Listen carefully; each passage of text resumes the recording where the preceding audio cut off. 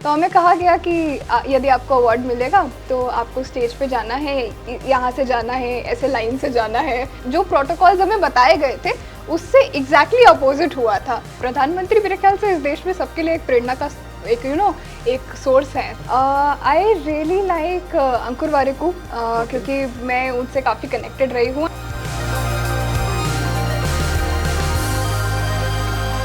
Heritage fashion icon का award मिला है आपको जी प्राइम मिनिस्टर से आपको अवार्ड मिला है। जी। वो मोमेंट कैसा था जब आप प्राइम मिनिस्टर आपके सामने खड़े हैं और आपको अवार्ड मिला है? आई थिंक वो तो शायद ही मैं कभी वर्ड्स में डिस्क्राइब कर भी पाऊँ, बट इट वाज अनबिलीवेबल। बहुत ही अविश्वसनीय था, क्योंकि प्रधानमंत्री मेरे ख्याल से इस देश में सबके लिए एक प्रेरणा का एक एक सोर्स है। तो हम उन्हें वैसे ही देखते हैं, और उनके हाथों से अवार्ड मिलना, उनके समक्ष आके उनसे बात करना, तो ये अपने आप में एक लाइफ टाइम मोमेंट है। आप प्राइम मिनिस्टर के सामने हर कोई नर्वस हो जाता है। आप बहुत कॉन्फिडेंट थी, आपने बो डाउन करा और ऊपर से उन्होंने भी बो डाउन करा। हाँ। तो वो उसका पीछे वो कॉन्फिडेंस कहाँ से आया आपके पास कि हाँ? आई थिंक जैसे मैंने कहा, जब हम अभी डिस्कस कर रहे थे कि ना, नर्वस होने का हमें टाइम भी नहीं मिला, क्योंकि जो प्रोटोकॉल्स हमें बताए गए थे उससे एग्जैक्टली अपोजिट हुआ था। तो हमें कहा गया कि यदि आपको अवार्ड मिलेगा तो आपको स्टेज पे जाना है, यहाँ से जाना है, ऐसे लाइन से जाना है, अवार्ड लेना है, and you have to get back to your seat. तो इतना ही प्रोटोकॉल था। और जैसे जैसे अब हम देख रहे थे कि अच्छा, प्रधानमंत्री हर किसी से बात करते जा रहे हैं, तब माइंड में थोड़ा था कि शायद वो हमसे भी बात करेंगे।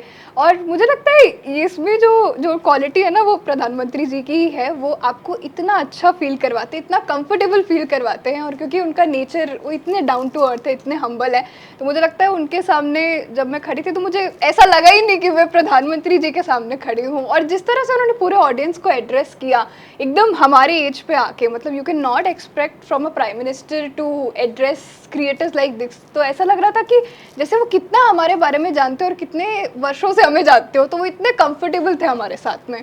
तो शायद वो कॉन्फिडेंस वहीं से आया।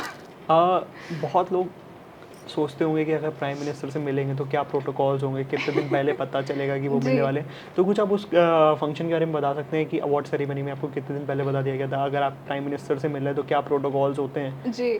आप सब कुछ बहुत क्विक था, 2 हफ्ते के अंदर सब कुछ हो गया।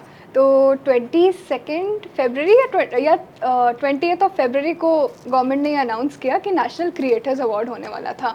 And it was a surprise to all the creators, क्योंकि कभी ऐसा कुछ हुआ नहीं, किसी देश ने नहीं किया, किसी ने भी नहीं किया अभी तक कि नेशनल अवार्ड हो भी क्रिएटर्स के लिए।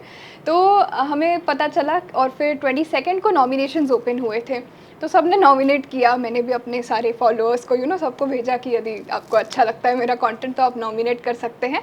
एंड देन फिर क्लोजिंग हुआ 29 फरवरी को नॉमिनेशंस क्लोज हुए। एंड उसके बाद वोटिंग लाइंस शुरू हुए 4th to 6th, and 7th को हमें पता चल रहा है कि 8th को इवेंट है। So it was that quick, मतलब सब कुछ इतनी जल्दी हुआ कि प्रोसेस करने का भी टाइम नहीं मिला कि अच्छा क्या हो रहा है। तो इट वाज वेरी क्विक। और प्रोटोकॉल्स की बात है तो काफ़ी स्ट्रिक्ट रूल्स होते हैं, क्योंकि प्राइम मिनिस्टर जहाँ पे उपस्थित हो वहाँ बहुत स्ट्रिक्ट प्रोटोकॉल्स होते हैं। पंचुअलिटी भी प्रॉपरली होनी चाहिए, टाइम पे पहुँचना है, ऐसे जाना है, ऐसे ग्रीट करना है, तो बहुत सारे प्रोटोकॉल्स थे।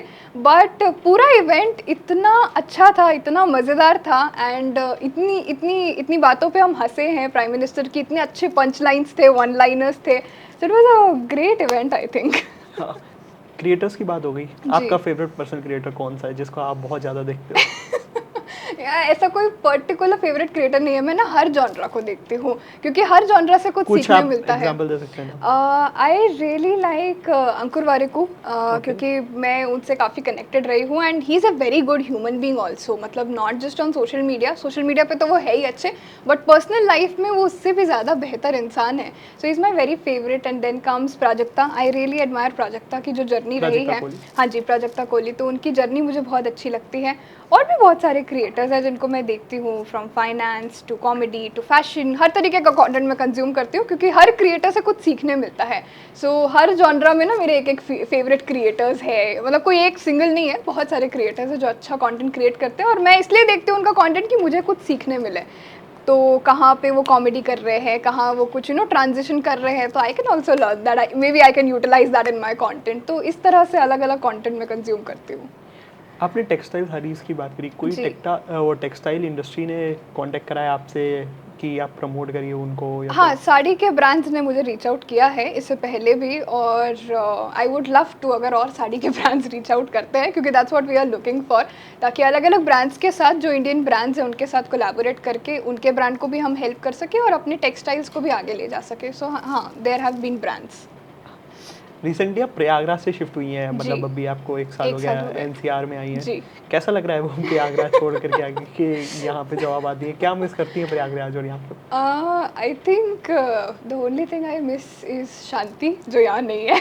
क्योंकि छोटे शहरों में क्या होता है, टियर 2 टियर 3 सिटीज़ में एक सुकून होता है जो यहाँ बड़े शहरों में नहीं होता। तो मुझे बड़े शहर पसंद है और I admire big cities, but at the same time मुझे वैल्यू समझ में आई कि टियर 2 टियर 3 सिटीज़ की वैल्यूज़ क्या है। और यहाँ पे सब एक तरफ कहीं ना कहीं भाग रहे हैं, एक रेस है, एक कंपटीशन है, जो कि है, होना चाहिए, but the city also demands you a lot of patience. और यदि कोई व्यक्ति बड़े शहर में आके शिफ्ट हो, and specially someone like me जो टियर 2 टियर 3 सिटीज़ से आता हो, to get shifted into this big city is already a challenge. Parents को कन्विंस करना है ना, वो सारी चीज़ें समझाना कि क्यों हमें बड़े शहर में शिफ्ट होना है, क्या अपॉर्चुनिटीज़ है, टीम वहाँ पे है।